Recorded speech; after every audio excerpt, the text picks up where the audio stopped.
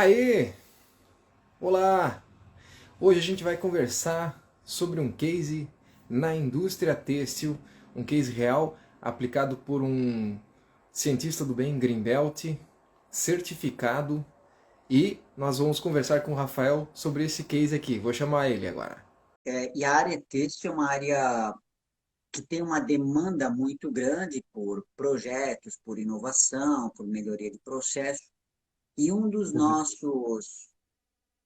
nossos clientes na área têxtil, né, que tem um grupo grande de pessoas já treinadas no cientista do bem, Mais de um 50, né? deles, a gente pensou um deles aqui, né, César? A gente escolheu um aqui para a gente falar um pouquinho.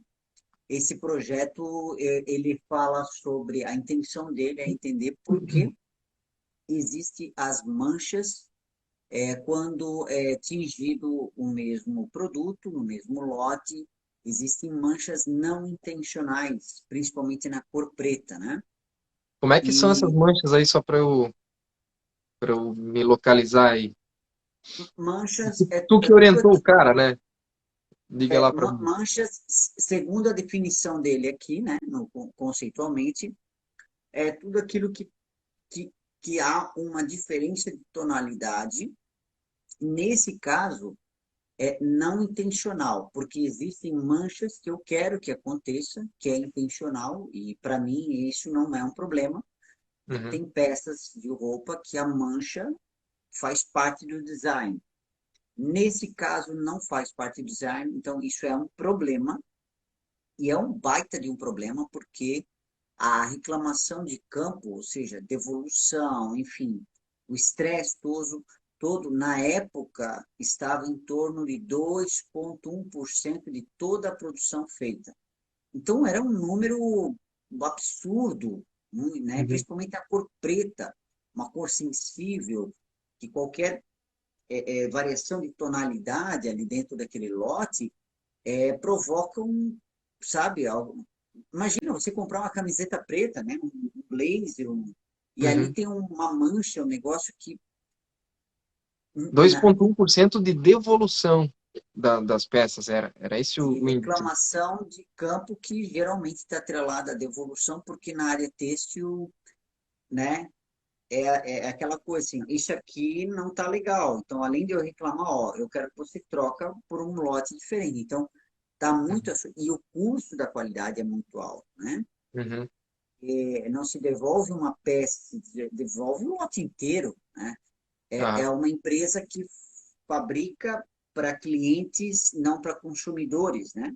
Então, são outras empresas, um B2B, que uhum. quando tem algum problema, não se devolve uma peça, se devolve o lote inteiro. Então, o custo de gerenciar todo esse mal-estar, de reprogramar isso na produção, enfim, é muito alto. Mas uma coisa que me chama a atenção é que, por mais que seja um problema de grande proporção, de um impacto no negócio muito grande, pasmem, não havia uma forma de medir a mancha. Não havia uma forma, uma técnica, até então, para se medir o fenômeno mancha, né? Uhum. Então, só se dizia, olha, isso aqui está manchado, isso aqui não está manchado, isso aqui vai, isso aqui não vai, né? E nós estamos falando de uma empresa que vive disso há muitos anos. E não é uma empresa pequenina, é uma empresa de grande porte. Claro Que, que você que vai me dizer fabrica assim, para Rafa, marcas multinacionais, inclusive, né? Uma multinacional, né? e você vai me dizer assim, mas Rafa, isso não é exclusividade dessa empresa. A maioria, né, falha muito, tem muita carência na métrica dos fenômenos. O que a maioria mede é indicador, é número de morto. Mas o fenômeno em si, a trinca, a mancha, o amassado, o riscado, o fosco, o, enfim, Ó. Diz o o Bruno, fenômeno. ó, diz o Bruno aqui, custo direto além do indireto, né? Eu imagino que esses 2% aí de devolução, né? Não custa só 2%, né? Não é a 2% do custo da fabricação, né? Então, porque tu tem que repor, né? Aí tu imagina toda a logística para buscar. esse lote que está com problema, né? Fazer um outro, né? Aí já foi vezes dois mais o frete de buscar, né? E aí enviar, né? E, e aí e o custo do cara que comprou, imagina que seja uma grande loja, né? Alguma coisa assim, de dizer assim, pois é, né? Me mandou, teve aquele problema, né? Esse custo aí não dá para medir, né?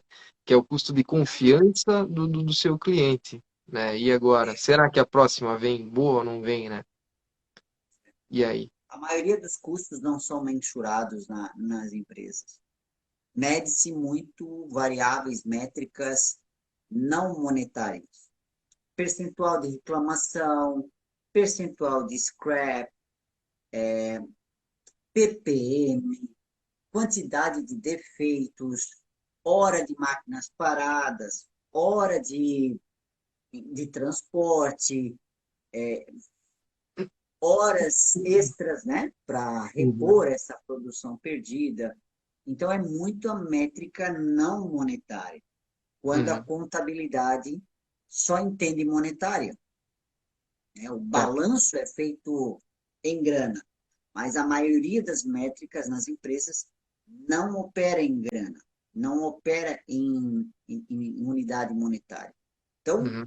só aí o próprio profissional, quando ele começou o estudo, ele já viu que o buraco é mais embaixo. Por quê? Porque eu não sei nem medir o negócio. E aí foi uma sacada muito interessante. E não é Ele só, Rafael, desenvolveu. só antes, não é medir em indicadores, né? Tu não estava falando em indicadores, até tinha lá devolução, blá blá blá, aquele macro, né? Mas tu fala em medir a mancha que era, né? Era isso aí, né? Que tu fala em medir, né? E a mancha não é uma coisa que acontece há um ano atrás. A mancha existe desde que se pinta tecido. Sim. É. Sério. Isso é lá desde o Egito, lá em 2000 a.C., cara. Começou a pintar, tem mancha. Uhum. E faz 3.000 anos que a gente não consegue medir a mancha. E, sabe, parece loucura, mas esse cara desenvolveu uma técnica para medir, né?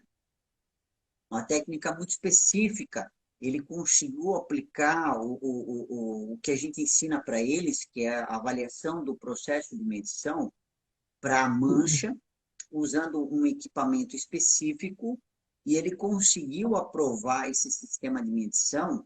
Ele desenvolveu um processo, ele conseguiu reprodutibilidade com operadores diferentes, em Ele criou, né, situações esse processo, diferentes, né? lotes, né? Ele conseguiu, o sistema de medição conseguiu mostrar que tem manchas maiores e menores em peças diferentes. Então foi uma sacada muito interessante. Só ali consumiu uns 30, 40% do trabalho dele, né? Porque ele É teve que porque tu não desenvolver do tem zero. como, se tu não tem como medir, o criar o processo de medição é um negócio que, pô, dá muito trabalho, né? É, dá trabalho, sim. Então, Uhum. aí, quando eu vi esse projeto, já me chamou a atenção ali, eu achei fantástico. E assim, a condução dele, né, a parte científica foi brilhante. Eu não sei, do teu ponto de vista, se tu conseguiu pegar mais alguma coisa interessante assim para a gente dividir com o pessoal aqui na área Não, têxtil, né?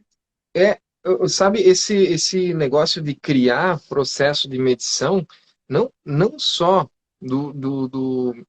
do fato de criar o processo de medição, mas de alinhar o processo de medição, até eu me lembro de um outro projeto que eu orientei para um fabricante de papéis, né? E o cara tinha também problema de devolução, esse lance aí de devolução de lotes e tal, né? Porque tinha um limite, vamos supor assim, era uma compressão, uma resistência de compressão que o cara tinha que atingir, né? E aí, lógico que o processo deles, não podia ser menos de 40 quilos de pressão, uma coisa assim, né? E lógico que eles não vão trabalhar com o processo sobrando, né? Então vamos mandar para eles com 80, não, porque daí até é outro produto até, né? E aí eles mandavam ali em torno de 10% a mais, 44, e chegava lá no cara, no cliente, né? E aí o cliente, não, tá reprovado, ó, medi aqui, deu 38, 37, 39, e, cara, devolve tudo, né? Devolve. Aí chegava lá e os caras mediam, mas não é possível, tá ok, tá dentro aqui, né? E aí, no final, a questão se traduzia a tudo como eles estavam medindo, como estava medindo no cliente, como estava medindo no fornecedor, era uma técnica, era um processo totalmente diferente, e o fato de só é, é, acertar esse processo de medição, né, que o camarada criou aí, o cara criou para a indústria têxtil aí, ele acertou, ela acertou esse processo de medição de compressão de papelão, né, e aí foi no cliente e falou, ó, vamos fazer assim, é dessa forma que a gente está fazendo essa medição, tá legal? Ah, beleza, beleza. Acabou a rejeição de lotes, só acertando o processo de medição. Detalhe, 4 milhões de lucro. De lucro não, deixou de se jogar era um ciclo vicioso, né? Porque media errado aqui, media errado lá e a peça estava boa, né? Então, cara, tava tudo bom e aí acerta em casa, fala pro fornecedor, é isso aqui, tá, beleza, então tá, vamos medir, bateu tudo certo, processo de medição com estratégia de medição, bicho, quatro pilinhas só ali, só acertando. E aí a gente já estava pensando, os caras lidavam com esse problema há muitos anos, né? Com rejeição e vai e volta, e vai e volta. Mas só o fato de fazer isso aí e nem mexeu em nada no processo. A máquina continuou exatamente igual, fazendo o que estava fazendo. Lógico que tinha oportunidade na máquina e ela continuou, né? Fazendo, mas só, cara, impressionante esse lance aí. Eu me lembro desse case. E, e, e esse era um pouquinho mais avançado do que o do cara da indústria têxtil, né? O cara da indústria têxtil nem tinha, né? Nem tinha a medição. Ali até tinha e achava que tava, ó, não tá legal, né? Uhum. É Só o que que não tava. O Bruno escreveu aqui, ó, impressionante, impressionante mesmo, Bruno, porque a maioria dos projetos que a gente acaba orientando, os profissionais, e eu tô falando, a gente está falando de técnico, de engenheiro, cara, e não é de 10 meses de casa, é pessoal que já está vivendo aqui há muito, não sabe medir o fenômeno. Uhum. Bom, isso para mim, para o César, não é estranho, por quê? Porque isso explica uma parte por que não se consegue resolver o problema. Porque nem medir você consegue Não medir. tava nem medindo certo. É, É. é, né? Eu trabalhei num projeto, e aí foi da minha formação, em que a gente estava refugando um monte de peças e o meu projeto era acabar com aquilo lá. Quando fui ver como a gente media aquele fenômeno que estava normatizado. Eu peguei a norma, usei a técnica do MSE e vi, está reprovando, está reprovando. E a gente não Ah, conseguia mas tu não saber por tava fazendo conforme a norma, Rafael? A é, norma dizia para fazer e tá. Como assim? Você faz sim, igual como está na norma e reprova? Como assim, Rafael? Me conta é, isso. como se a norma fosse escrita por Deus, né? Ou, sei lá, um dos deuses. A dona E não, norma. foi escrito pelo João, pela Maria, enfim, e tem prazo de validade elas, né? É. Enfim, E foi escrito em e, 1998 e tal, né? Era outro contexto, né? Eram outros materiais, né? O João não tem nem. O João que escreveu, João da Norma, né? Ele não tem nenhum. Em 98 estava legal, né? Mas agora. inclusive, a gente tá, eu não consegui aprovar o MSC, não consegui aprovar o sistema de medição. Eu tive que rodar dois DOEs para descobrir qual era o ruído que estava influenciando na variação de medição. Achei os dois caras, fui lá, re, refiz o processo de medição, recalibrei e aí eu refiz o terceiro MSC, aí foi matador, eu consegui identificar a variação do processo de medição.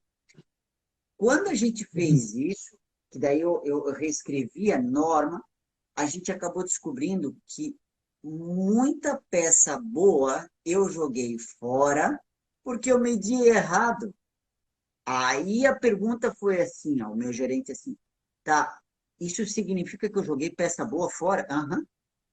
Agora a pergunta é, quem é que vai falar isso para o gerente geral?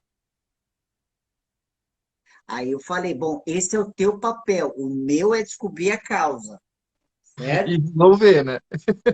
Tá resolvido. Mas, Mas o fato é que sim, muitos problemas, eles são porque eu acabo não medindo adequadamente. Exemplo clássico, na escola, quantos gênios são reprovados ou têm notas baixas porque o sistema de medição é ruim, né? Para a gente, falando de processo, a gente falou de processo agora de medição, aham. esse projeto também me chamou a atenção, que ele conseguiu, aí foi uma sacada muito interessante. O da Ele indústria têxtil pegou agora. do projeto Têxtil, né? Tá. Que eu vi o mapa de processo, também deve ter visto lá, 7 etapas, ou seja, um mapeamento que foi feito lá no Gemba, lá no chão de fábrica mesmo, né? Tá. Porque o que ele falou assim, ó, Rafa, se eu for pegar tudo que está no papel, eu não sei se realmente eles estão fazendo exatamente. Eu falei, claro, tem que ir lá e ver para crer. Escreve lá, né? Tem que escrever o que tu tá vendo. E esse cara pegou em torno de 36 variáveis ou vulnerabilidades do processo de fabricação, né? Disponíveis ali, ó, que variavam de turno a turno, de um lote para outro, fornecedores. Então, ele conseguiu ir além do mundinho dele, sabe?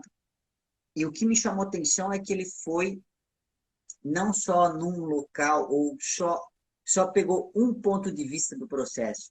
Não, ele foi em diversos dias, ele além de diversos dias, ele foi conversar com diferentes pessoas e pegou coisas que, sabe, que às vezes com um flash que tu pega, você não pega todas as variáveis. Então ele foi até o turno da noite ele foi. Ele foi entrevistar mesmo, foi conversar com as pessoas que trabalham lá no processo, mecânico, aí estou falando de supervisor, estão falando de operador mesmo, né? Uhum. Ele falou, na verdade, com os especialistas do processo, que estão vendo o processo lá o dia inteiro acontecer, né? E, na verdade, cada processo ele é personalizado, né? Às vezes tem um especialista naquele tipo de máquina, né? Ele é especialista quando a máquina está no fabricante, né? Ele fabricou aquela máquina, ele é especialista naquela máquina. Sim, ele é daquela máquina, mas quando ela passa a fazer o seu produto ali para a sua indústria, na sua linha de montagem, ou na sua fábrica, ou no seu ecossistema, aí ele já não é mais especialista da máquina, né? Daí o especialista essas pessoas que ele conversou para fazer o mapa de processo, né?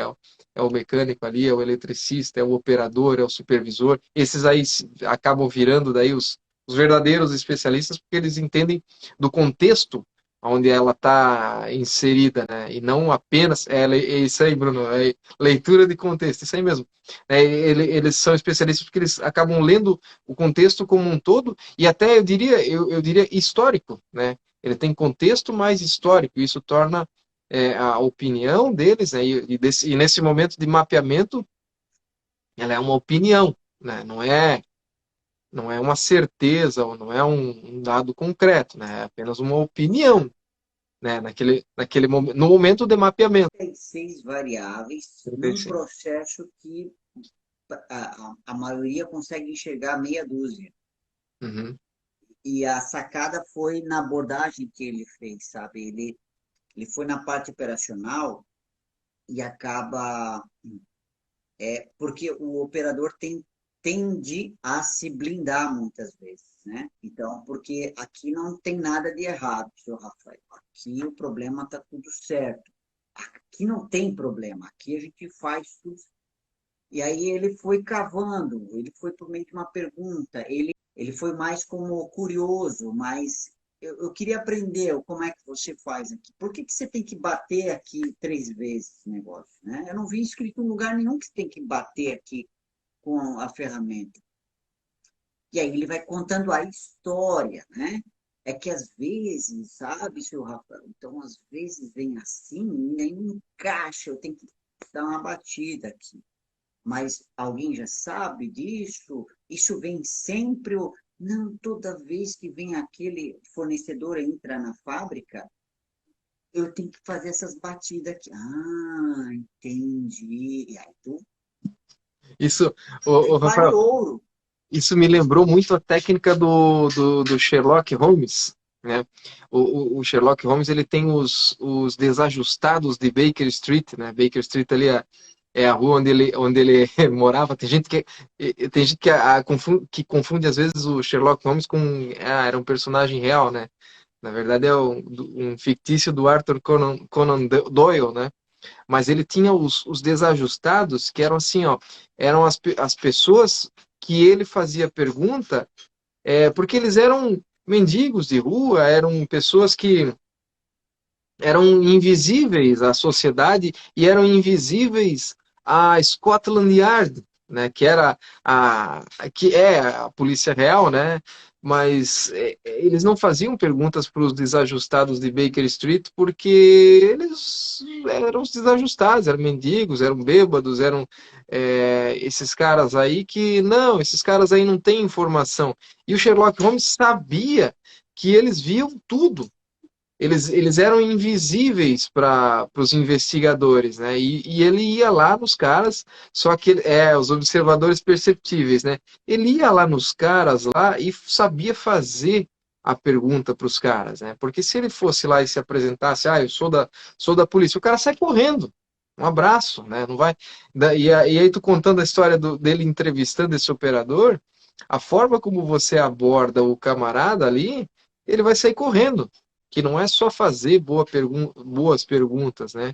É saber como colocar essas boas perguntas num tempo certo, para a pessoa certa no momento correto, né? Então, tu falando assim sobre esse cara aí da indústria têxtil, me lembrou essa sacada aí do Sherlock Holmes, né? Que ele se colocava sempre a um passo à frente da Scotland Yard por ter o Sherlock Holmes ele tinha esse alcance nos desajustados que a polícia não tinha. E os desajustados tinham quase sempre muita informação e muito boa, muita informação boa ali.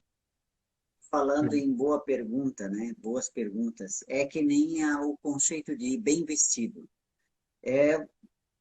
Você está bem vestido? Depende. Qual é a ocasião? Para quem é que eu estou me vestindo, né? Aham. Então, esse bem vestido depende do contexto, né? Qual é o propósito? Se você vai jogar tênis e vai de blazer, você não está bem vestido. Então, a boa pergunta é o bem vestido. Então, se você vai fazer uma pergunta para um operador, ele tem que estar adequado para a linguagem, para o contexto dele.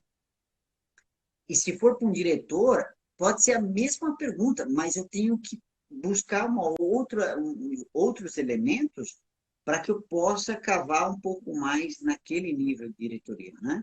Então, essa questão da boa pergunta, dependendo do contexto, ela ela não é adequada, ela não consegue ser a boa pergunta que ela é. Então, mas daí seguindo com a história, né, o mapeamento foi feito, né, com boas perguntas dentro do contexto, né, para não fazer o operador fugir aí e descobrir variáveis importantes ali, né? Interessante que desse mapa, ele conseguiu captar mais 3 variáveis respostas auxiliares, tá? E aí ele foi Uhum. para um DOE. O primeiro DOE ele roda com, até anotei aqui, 9 fatores, cara. 9 fatores fracionado.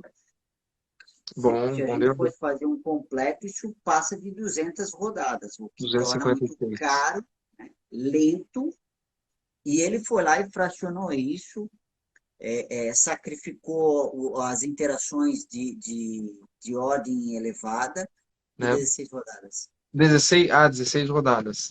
Quer dizer, de 256 tu fraciona, faz só 16 rodadas. É um baita negócio.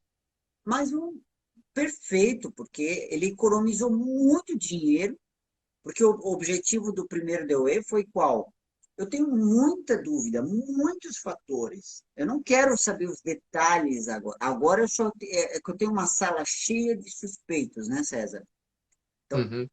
na primeira DOE, eu não vou com a expectativa de achar quem é o criminoso.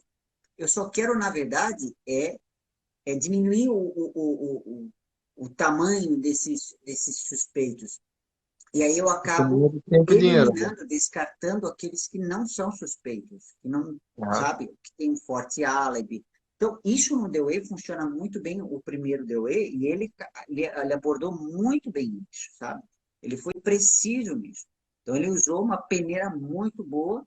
Dos 9, ele ficou aqui, ó, é, com 5, porque 4 foram irrelevantes, não mexeram o ponteiro. e aí, nesse primeiro, uso o Pareto de trás para frente, né? De baixo para cima, né? Não me interessa muito os de cima, né? Me interessa os de baixo, né? É o engraçado que o Pareto a gente pode usar ele do maior para o menor, que é o mais comum, principalmente usando indicadores, né? Quer saber quem vende mais é o maior, quem é o maior defeituoso é o maior. E no DOE, principalmente no primeiro, a gente olha de trás para frente, né? Quem não mexe o ponteiro, é isso que eu quero tirar das minhas costas, porque ele gera Sai. muito peso, né? Uhum. E não me agrega valor. Esse é o conceito de agregar valor quando a gente fala do método científico, de estudar, de aprender alguma coisa. O mais interessante, dos 5 que ficaram na parte da frente, vamos chamar assim, na parte frontal do Pareto, um deles, o primeiro, ninguém tem dúvida que esse cara mexe o ponteiro. Ele é muito importante. Só que os outros 4 ficaram meio naquele. Será que é ou não é? Sabe aquela coisa que parece que é? Então, o que, que Ô, ele ô, fez? ô, Na Rafa, peraí, dúvida, peraí. leva para o segundo teoria. Antes de tu contar sobre o segundo DOE dele, me lembrei de mais uma metáfora que o Bruno está falando. Né? Perfeito, saber ler de trás para frente faz muito sentido, né? Eu me lembrei agora, deixa eu fazer uma analogia. Eu me lembrei agora quando eu era adolescente, eu gostava de fazer trilha e subir montanha e tal, né? Daí eu tinha uma mochilinha, eu me lembro uma vez, me lembro até hoje, uma vez eu levei na mochila que eu estava subindo, pá, era 3 horas de caminhada subindo a montanha ali e tal, né? Aí eu levei uma latinha de refrigerante, olha só a ideia do moleque, né? Levei uma latinha, eu pensei, vou tomar esse refrigerante lá em cima, sei lá que refrigerante que era, mas era uma lata, me lembro que era uma lata, né? Aí tá, né, 3 horas de caminhada tal. Até levei uma água assim para dar um gole, mas eu queria tomar mesmo, era o refrigerante, né? Aí cheguei lá em cima, na montanha, né? Imagina aquela lá, carreguei aquela lata até lá em cima, né? Cheguei lá, já tava quente, óbvio, né? Quando eu abri, fez aquele pss, e respingou tudo, sujou, melou aquele açúcar, sabe? Aí melou toda a mão, melou a cara, a camiseta molhou e tudo, né?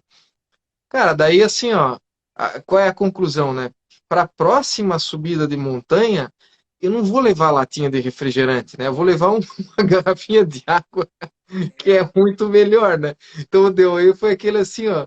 O meu DOE foi assim, ó, vamos eliminar aquele peso morto da mochila, né? E aí, esse é o primeiro DOE, né? Não leva. No primeiro DOE, tu leva a latinha de refrigerante, vai que, né, dá certo. Mas aí pro segundo DOE, tira a lata de refrigerante, tira aquele peso morto da tua mochila, tira os fatores que não fazem diferença para a subida da montanha, né? Aliás, carregar a lata para cima, né? Aí chegando lá, né, tu não pode jogar, não vai jogar a lata lá, vai ter que trazer para baixo a lata, né? Tem algumas pessoas que levam geladeira, outras levam bicicleta, algumas levam um computador. É, Cara, exato, não exato. vai rolar. Não vai, na primeira rampa, no primeiro DOE, tu já vai ver, ó, isso aqui só vai me fazer peso. Não vou levar para Uhum. cima. E tu acaba, É. é tua obrigação como cientista não descobrir muitas vezes a verdade, mas sim eliminar as mentiras. Só aquilo que é esdrúxulo. Só fazendo isso, nós estamos falando de 36, 9 com altíssimo grau de hipótese a ser validado, com evidências muito fortes. Dos 9, o cara já chegou e disse assim, ó, 4 não é. Só esses 5 de 36 é muita coisa. Não deu E. No segundo deu E, ele leva os 5 fazendo pequenos ajustes nos níveis. Por quê? Porque daí ele viu que tinha níveis que favorecia ele para reduzir custo do processo também. Uhum. Além de melhorar o fenômeno, que era a mancha, vamos dizer assim, né, no espectrofotômetro, aquele nível baixando mais, ele também já começou a trabalhar em custo, por isso outras variáveis auxiliares para ver também o que mexe em custo. Veja aí o raciocínio criativo em ação, né? Raciocínio criativo em ação. É, e essa parte do raciocínio criativo, quanto mais a gente fala sobre ele, mais a gente começa a ver ele em ação, né? Veja que ele tem aí a serendipidade, né? Que é que você não estava procurando, né? Na verdade, ele não queria reduzir custo, né? Mas ele acabou encontrando um fator que reduzia custo, porque ele acabou mexendo com muitas variáveis. E essa é a serendipidade, que é um dos pontos aí do raciocínio criativo que a gente explora também no cientista do bem, né? E a cereja do bolo foi que daí o cara, ele montou duas equações, uma para o Y1, uma para o Y4, que foram os dois de destaque. Ele Uhum, monta as duas equações, vai lá no processo e diz: agora eu vou produzir mancha. Então ele mexe nos 5x para gerar mancha e gera um lote de mancha. Aí ele chega e diz: agora o próximo lote vai vir tudo sem mancha nenhuma, vai ficar perfeito. E ele mexe nos 5 fatores e valida com um índice melhor do que 90% de assertividade. uhum. No segundo deu esse. Esse assim, só para deixar mais claro, esse é um polinômio, né, que ele monta baseado com os dados que ele coletou da realidade, né? Então, é como se fosse uma modelagem matemática da realidade, né, para adaptar para a situação, para o contexto dele e conseguir reduzir as manchas ali, né? Nesse momento, só nesse momento é que ele pode ter a convicção e a certeza de que agora eu domino o fenômeno. Só agora que eu posso dizer assim, esse eu conheço. Eu sei onde mexer e quanto mexer para gerar o que eu quero lá no final. Então, não é chute, não é tentativa e erro, não é. Isso é domínio. Domínio significa saber o que faz. E aí, É mais ou cara, menos o meu. Olha só, eu vou dar um exemplo, mais ou menos o domínio que eu tenho agora sobre esse processo aqui, que eu vou mostrar para você. Quer ver, ó? Menos luz, mais luz. Ah, viu a minha cara aqui, ó? Também tenho domínio. É o que o Bruno falou, né? Saber conhecer o processo para gerar o problema é conhecimento, né? Então, é isso aí. ó, tu é bom mesmo? Então vai, faz mancha aí que eu quero ver, né? Ó, fiz, ó, Perfeito. tá vendo? Ó, põe mais luz aí que eu quero ver se tu é bom mesmo. Ah, então tá. Então tu tá entendendo o fenômeno, né? No meu caso é só apertar um botãozinho aqui, esse azul aqui, ó. É bem Nesse facinho, caso, ele né? apertou 5 botões, né? É, mas aí assim, ó, saber quais são os 5 Quais são botões, os né? botões? Aí Quanto que tá. vale isso? É aí que Foi o tá, que né? foi o que ele falou para mim, assim, Rafa, digita no Google, vê se tu acha lá quais são os 5. Pergunta para o fabricante Da da máquina. tinturaria para ver se ele sabe quais são os 5. Não sabe. Pergunta para o dono da empresa se ele sabe. Não sabe. E assim, ó, e quais são os 5 e em qual intensidade e em qual quantidade, em qual tipo e em qual momento ele entra no processo, né? Aí é que tá, não é só saber quais são os 5. Os 5 talvez até o fabricante vai te dizer, ah, não, é esse aqui, dá uma olhada nesse, dá uma olhada. Aham, tá bom. Mas como eles entram, quando eles entram, e em que quantidade eles entram e por aí vai, né? Esse Beleza. 2,1 percentual de reclamação de campo, ele era do todo, né? De toda a reclamação de manchas, tal, tal, tal. Ele não tinha exatamente por cor ali, né? Mas e, e passou-se um tempo depois, 3 anos, já consolidado, com algumas ações, plano de ação já consolidado, e esse número caiu para 1%, por quê? Porque ele não atuou nas outras cores e não atuou em outras máquinas, tá? Né? Uhum. Então, de 2,1 para 1, sendo que o próximo passo dele era atuar em outras áreas, em outras cores, em outras máquinas. Aí ele foi promovido, depois que ele descobriu isso aí, botou um dinheirão no bolso, ele foi promovido a chefe. E aí a gente perdeu um cientista, mas ganhou um excelente chefe lá dentro, né? Não. E isso é o que acontece com 90% dos cientistas É, do bem certificados, né? Eles são é, promovidos. não tem. Um Mas, cara que chega e faz um trabalho estruturado, apresenta lá bonitinho, diz, olha, essa é a causa, está aqui, eu consigo validar, provar para você cientificamente qual é a causa e ter o domínio, como é que tu não promove um cara desse? Não tem condições. uhum, É inevitável. consequência natural, né? É. Porque é um Então, projeto que o cara definiu, ele liderou o projeto, ele executou o projeto e ele mostrou o resultado no final, diz, está aqui, ó. Isso aí poucos profissionais fazem do é, início ao fim, numa condução em menos de 6 meses, né? Então e ele agora no cargo de gestão, e sabendo do potencial do método científico, adivinha o que, que ele está pedindo para a gente agora? Quero treinar mais gente nisso aqui. do time dele, né? Claro, Aí, claro, a parte técnica tem que estar mais capaz de responder essas perguntas difíceis. ó, Por Bruno, que que, depois de ver, por que que o fio está rompendo? Por que que lá está manchando? Por que que aqui eu estou desperdiçando corante? Por que que aqui eu preciso de mais tempo para fazer estampagem e no outro processo eu preciso de menos? aham, Por que que a malha está encolhendo? Por que que o jeans está ficando com a costura desalinhada? aham. As perguntas Cara, difíceis que até a equipe técnica tem que responder e não dá mais para responder no eu acho. aham. Não, É para esse.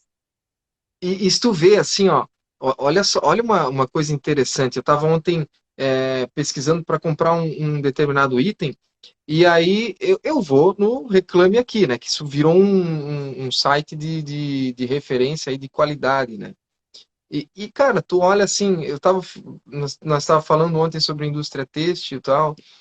Aí eu digitei o nome de uma indústria têxtil, né, que eu me lembrava o nome ali, né? Cara, nos últimos 6 meses ali, os caras têm 190 reclamações. Cara, no Reclame Aqui, né? Tu imagina, para o cara entrar no Reclame Aqui, ele já tentou resolver com a empresa e não conseguiu. De alguma forma, não conseguiu e entrou ali. E, cara, quase 200 reclamações em 6 meses. Ali, fora assim, o cara que não conseguiu resolver com a empresa, né? Augusto, é muito boas as lives de vocês. Pô, obrigado, obrigado, Augusto, né? O cara que não conseguiu resolver e abandona, simplesmente abandona a marca, nem vai mais no Reclame Aqui, ele só espalha para todos os amigos dele, ó, não compra daquela marca lá, porque, ó, comprei aqui, ó, tá aqui, ó, tá vendo? Tá desgastado aqui o negócio, tá, né? E aí eu olhei aquilo ali, cara, das 200, assim, eu não consegui ver as 200, mas as que eu peguei, a pessoa no Reclame Aqui, ela vai contando uma história. Tipo assim, ó, eu ganhei de Dia das Mães uma roupa da marca de vocês. Eu sempre gostei da marca, mas eu lavei uma vez e o tecido desbotou, né? Eu achei que teria mais é, é, teria mais qualidade, não desbotaria e tal. E aí tu vê assim, tem uma história por trás de cada peça de roupa feita ali, e a pessoa se dá o trabalho de contar a história. Eu vi ali que na maioria das vezes a empresa resolveu, né, o caso ali. Mas assim, ó, fica sempre aquele arranhão, é igual um travesseiro de pena, né? Se tu tirar assim imagina, tu abre aquele travesseiro de pena e tira todas as penas. Agora coloca tudo de volta. Tu nunca mais vai conseguir colocar todas as penas de volta. É isso aí que acontece quando uma pessoa vai no Reclame Aqui e coloca lá e diz assim, a empresa resolveu. É, resolveu, mas ficou aquela cicatriz, ficou aquele arranhão que na próxima vez que ela for na loja e pegar a tua marca, ela vai pensar duas vezes. Ela vai lembrar. Deu aquele problema, né? Pá. Eles resolveram. Mas deu aquele problema, né? E isso aí é um arranhão que não tem como mensurar financeiramente isso aí, né? Só que o interessante dessas reclamações aí que eu fiz essa auditoria é que 100% delas os cientistas do bem resolver. Conseguem resolver, sim, né? É projeto como esse que tu colocou aí, de redução de manchas, é projeto de redução de variação de tamanho, né? Que, de encolhimento, né? César, tu compra um produto têxtil tamanho P. Aí chega na tua casa, tu põe, isso aqui não é P, cara, isso aqui é G. Ou isso aqui não é P, isso é menos do que P. E aí tu pega e devolve. Só o custo da logística é mais caro que o produto. Isso para uma Uhum. indústria têxtil é um pênalti que está levando toda hora contra ela mesma. É, Isso é dinheiro, isso é muito dinheiro, reduzir variação dimensional, deixar mais claro para o consumidor. Por que que tu coloca no site que a camisa que tu está comprando é tamanho P? Põe o dimensional, põe o tamanho, ó, daqui até lá embaixo tem 45 centímetros. já tem alguns que O estão ombro tem, colocando bastante o isso ombro aí. tem 10. Uhum. Daqui tem 35. Põe número, pô. Para o cara pegar uma fita métrica e ver, olha, a camisa que eu tenho aqui é do mesmo tamanho lá. Então, vou Vai comprar. dar. Não, Aham. coloca P e M. Aí cada um tem um P, cada um tem um M. O 36, o 40, é verdade. Em Mas tem calçado, bastante é, marcas que já estão colocando isso aí, né? O problema é que alguns colocam, tem 70 centímetros e chega com 67, né? E isso é variação de tamanho. Acontece também. falou em resolver o problema. Não, não resolveu porcaria nenhuma. O cara só foi lá e trocou o produto. A empresa não sabe por que Porque desbotou. aconteceu um encolhimento, ou porque manchou, ou porque desbotou. Ela não sabe. O que ela sabe fazer é trocar produto. Só. Isso aí é uma boa, Rafael. Lá no site do Reclame Aqui, tá assim, ó, problema resolvido, né? Na verdade, não resolveu.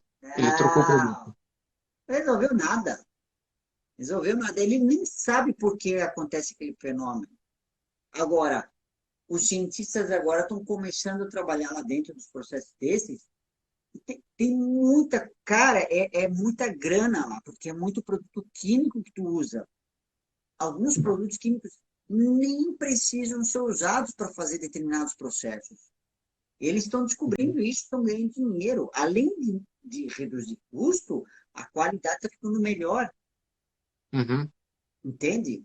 Então, só que assim, olha É, ó, quanta indústria têxtil nós temos no Brasil. o Bah, nós Augusto estamos coloca falando de aqui, ó. 3 empresas que estão fazendo cientista do bem, Olha, entendeu? olha só. O Augusto está colocando aqui. Se ela só trocar o produto, ela está só apagando incêndio. Exatamente. Exatamente. E se não tratar a causa, a equipe de troca de produto deve ter gente que na indústria ali que só olha o site e reclame aqui, né? Deve ter uma equipe tratando aquilo ali, né?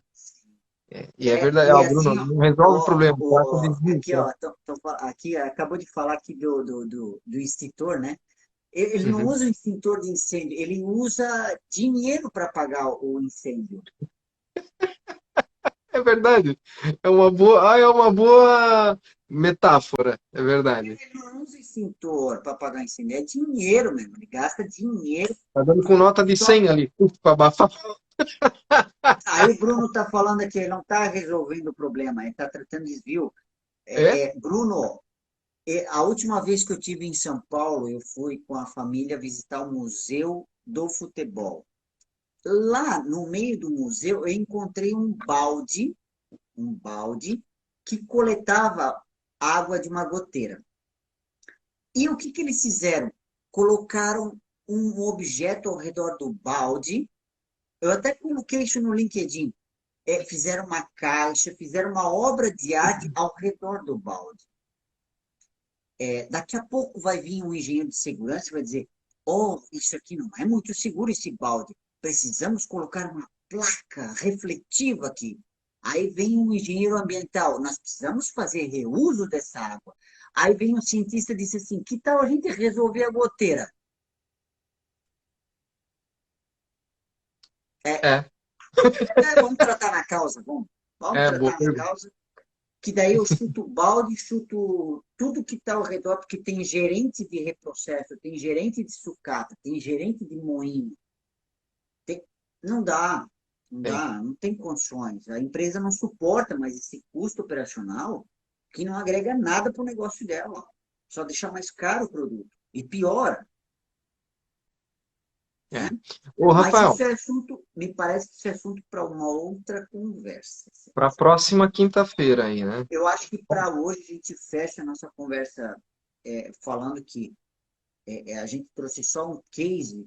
É claro que a gente vai publicar e nós vamos atiçar mais essa área têxtil, que é uma área muito carente, a gente vê, e, e é um negócio que está extremamente em expansão, né? E com mais tecnologia a cada dia que passa, e eles precisam, sim, de alguma forma, deixar o negócio deles mais profissionais e menos amadores. A que eu mais gostei de hoje, só para fechar, foi: pegou fogo, o cara vai, pega um maço de 100 e vai apagar o fogo com um maço de nota de 100. Essa de 200 agora. Ah, não, de 200 é pequenininha, a de 100 tá bom. Pum. Boa, boa, garota.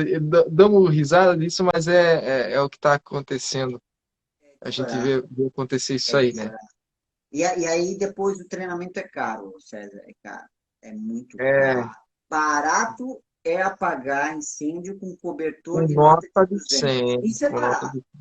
Sim, sim. barato. Agora, caro é o treinamento que, além de ganhar dinheiro, tu ainda passa menos vergonha com o cliente. É porque treinamento é despesa, e aí tem que liberar o pessoal para fazer treinamentos, não dá certo. E o pessoal tem que estar aqui apagando incêndio com nota de 100, não pode ir para o treinamento, né? Mas O tem Bruno já treinamento deve que é ter visto despesa isso mesmo. muito, né, Bruno? Mas É, tem treinamento que é despesa mesmo, César. Mas o nosso não, o nosso é investimento, porque tem que, ó, o que o cara fez aqui, eu não vou falar o valor financeiro para não, mas é muito dinheiro. É muito dinheiro que esse cara botou no bolso, assim, que antes estava indo no ralo. uhum. Só o que ele colocou no bolso pagou o treinamento de uma turma Da de vinte e turma quatro toda, pessoas. Um, só um cara. um É, só. eu não tenho. De uma Toda cor, turma César. acontece isso. Toda De turma uma acontece. cor de uma máquina. O cara tem um parque fabril enorme. É, exatamente. É bem isso aí. Então, Demais. é igual a nota de dois. Pô, Eu acho que a gente pessoal, fecha a nossa conversa hoje, César. legal, legal. Obrigado, obrigado, Rafael. Ô, pessoal, Bruno, Maria, Augusto aí que participaram bastante aí. Obrigado aí por vocês estarem aqui com a gente nesse É bom. feriado aí, né? Obrigado por terem participado, por estar aí com a gente. Legal. Pessoal que vai assistir gravado aí também. Faça um bom proveito aí das informações que a gente passou. Tá, Dia gente. 30, né? Beleza, Rafael? Obrigado. Tá bom. Valeu, valeu. Valeu, dupla. Sensacional, Bruno. Obrigado. Um abraço, cara. Valeu, Até. valeu, Bruno. Um abração, hein?